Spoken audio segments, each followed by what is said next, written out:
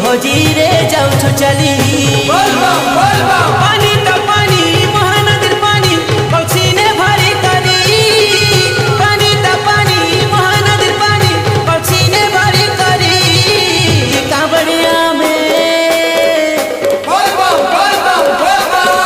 कांवड़िया में कांवर उठे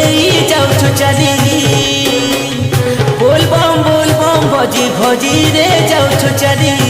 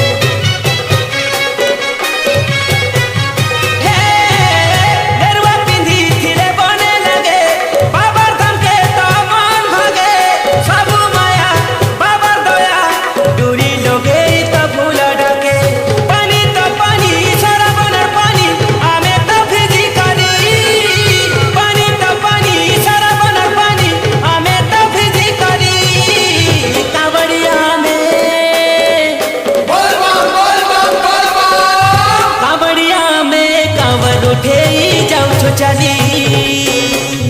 शिव गुड़ी के आमे तो सबे जिमारे चली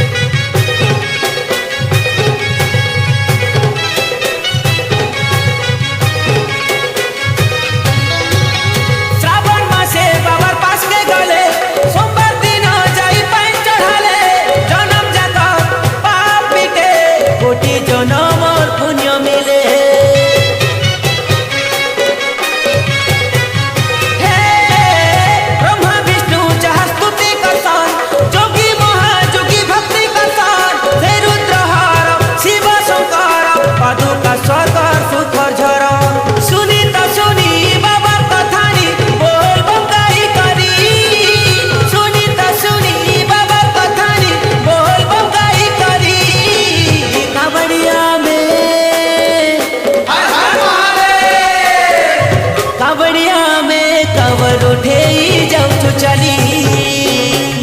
बोल बम भोजी भोजी रे जाऊँ चली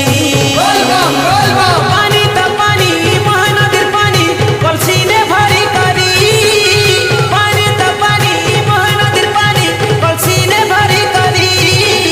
कांवड़िया में कांवड़िया में कांवर उठे जाऊँ चली भोजी भोजी रे जाऊँ चली कांवड़िया में कांवर उठे